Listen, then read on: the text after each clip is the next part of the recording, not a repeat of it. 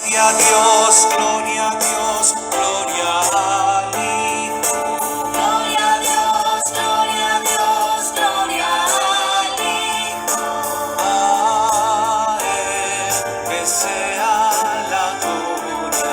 A Él que sea la gloria. El maestro se dirigió al monte de los olivos. En la mañana temprano fue al templo. Todo el pueblo se reunió con él. Se sentó y se puso a enseñar. Los escribas y fariseos le llevaron una mujer que habían sorprendido cometiendo adulterio. La colocaron en medio y le dijeron al maestro: esta mujer la sorprendimos en el momento del adulterio. Y en la ley nos manda Moisés que a estas personas hay que darles muerte apedreándolas. ¿Tú qué dices? Lo decían para ponerlo en dificultad y tener de qué acusarlo.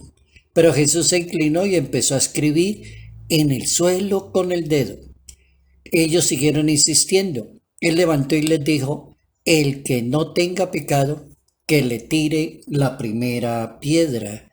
Evangelio según San Juan, capítulo 8, versos 1 al 11. Qué diferentes son los pensamientos de Dios y los pensamientos de los seres humanos. ¿Cómo es de diferente la manera de pensar una persona llena de bondad y de misericordia y una persona hipócrita y legalista ante la realidad de otro ser humano? Notas amables a la palabra de Dios, lunes 22 de marzo, año 2021. Aleluya, amén. Aleluya, amén. Gloria a Dios, Espíritu Santo. Gloria a Dios, Espíritu Santo.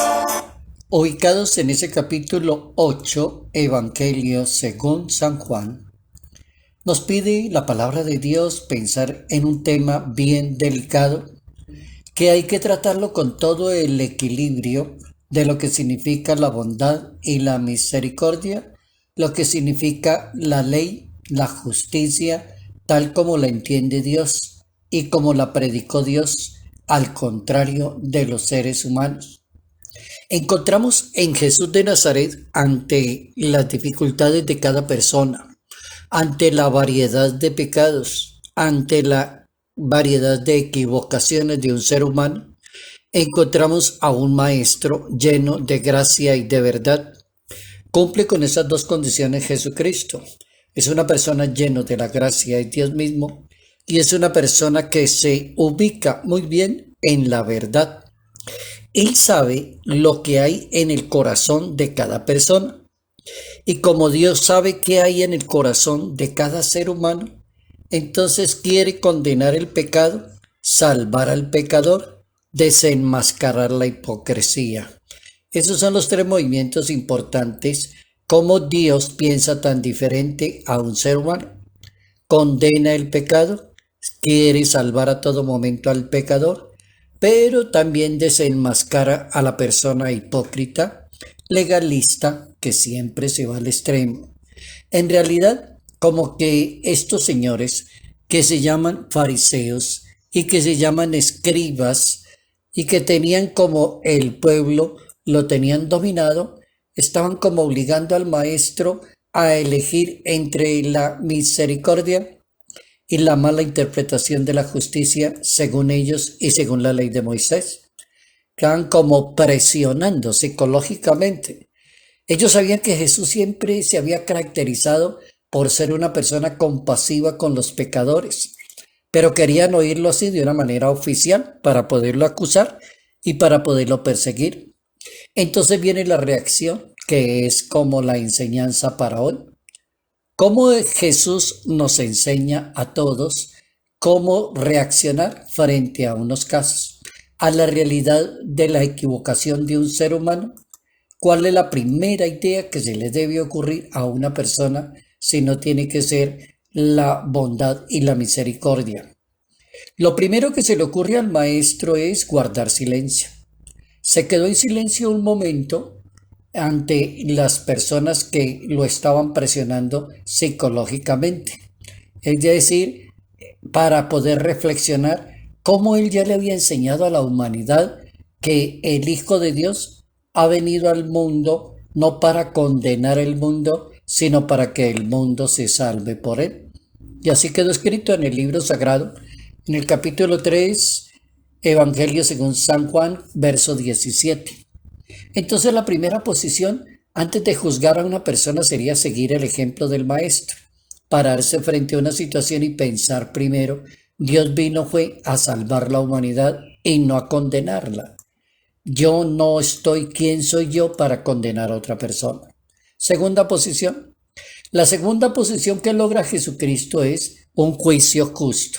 Cuando se habla de justicia, se habla del equilibrio, se habla de la balanza, se habla de darle a cada cual lo que se merece y llamarle la atención por lo que es en cada momento.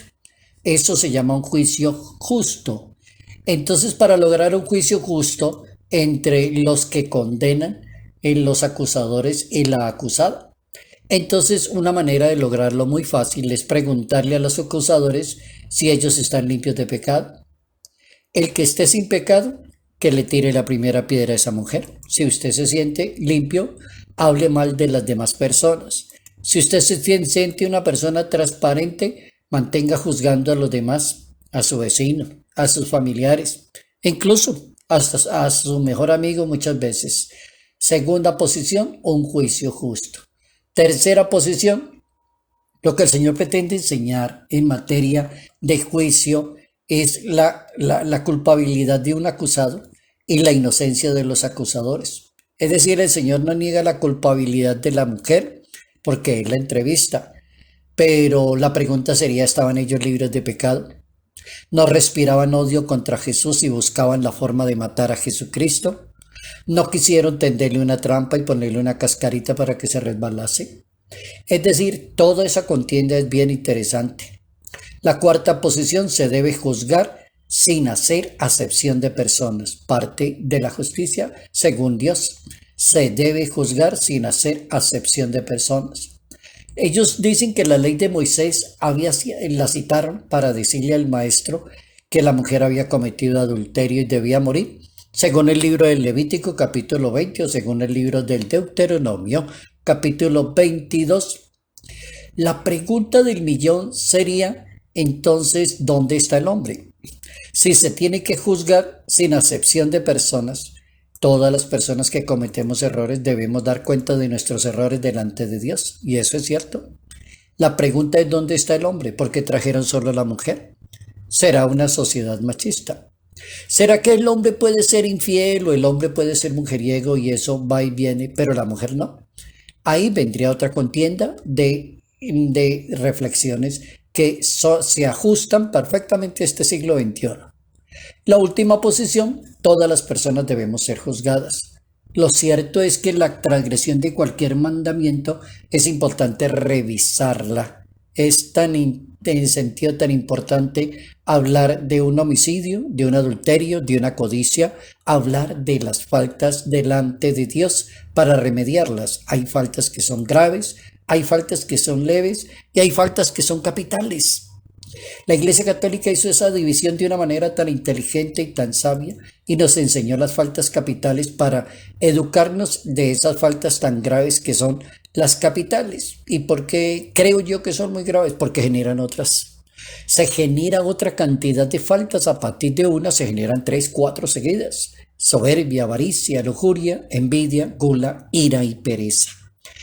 Lo que pretende es la educación de Jesús de Nazaret, enseñarnos la bondad y la misericordia como principio para darle la mano a los demás. Así lo hizo también el Papa emérito Benedicto XVI en un Angelus Regina Caeli en la Plaza de San Pedro, un domingo 21 de marzo del año 2010. Decía el Papa emérito en esa oportunidad, en la Plaza de Roma, una justicia mayor tendría que ser el amor.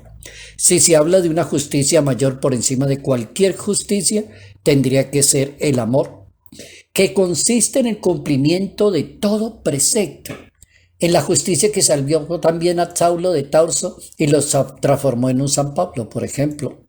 La justicia de Dios salvó al señor Saulo de Tarso, le dio la oportunidad, le llamó la atención, lo tumbó del caballo, le indicó por qué me persigues, por qué haces esto. Lo transformó en ese personaje tan valioso para la iglesia, para la misión, para la pastoral, para la vida apostólica. El que quiera ser un excelente apóstol, dedíquese a estudiar a San Pablo y ahí va a encontrar un personaje súper completo.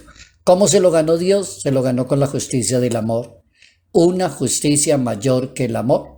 Y así lo dice él en la carta de San Pablo a los romanos y los mandamientos, dice San Pablo, pues los mandamientos: no cometan adulterio, no maten, no roben, no tengan envidia, y todos los demás se resumen en estas palabras: amarás a tu prójimo como a ti mismo. El amor no hace nada malo a los demás. El amor es la manera de cumplir la ley y la plenitud del amor de Dios. Carta a los Romanos, capítulo 13 de San Pablo, versos 8 a 10. El Papa Francisco nos dejó un tesoro de la misericordia y nos sigue hablando de misericordia, pero ya dejó el primero en una carta apostólica llamada Misericordia et Misera. Y esa carta apostólica del 20 de noviembre del año 2016 tiene 4 cositas importantes de aprenderle al Papa Francisco: cómo se encuentran dos realidades tan duras en un ser humano, la misericordia y la miserable. La miserable es la persona pecadora, la persona que la señalan con el dedo todos la acusan, todos se satisfacen hablando del pecador, pero nadie se saca pecho y dice: ¿yo será que no tengo pecado para poder hablar de lo que estoy hablando? Ahí sería el punto. Ahí arrancó el Papa Francisco con su carta apostólica Misericordia et Misera. Y el primer punto, en el primer renglón de la carta tomó la frase de San Agustín de Hipona en su interpretación, hablando de la misericordia y la miserable. Se encuentran dos: la misericordia y la bondad de un Dios, y la miserableza de un ser humano, que es caer en pecado. Todo se revela en la misericordia, dice el Papa. La Biblia es la gran historia que revela las maravillas de la misericordia de Dios. Todo el Evangelio y la vida de Jesús y la predicación de Jesús marcan el instrumento de la misericordia y del perdón. Y también dice el Papa que la celebración de la misericordia tiene un lugar especial que se llama en el sacramento de la misericordia, que se llama la reconciliación, el sacramento de la confesión de los pecados. En alguna oportunidad el Papa decía: felicito de corazón y les mando un abrazo a todos los sacerdotes que se sienten a confesar pensando más en la misericordia y menos en ser jueces de la persona que se está confesando. Decía el Papa en alguna ocasión. Aquí en su carta apostólica habla el Papa de ese sacramento tan bondadoso que se llama el sacramento de la bondad y el sacramento de la misericordia. Hemos aprendido algo bien interesante hoy: cómo aprender a entrar en relación con los demás, primero con la bondad y con la misericordia.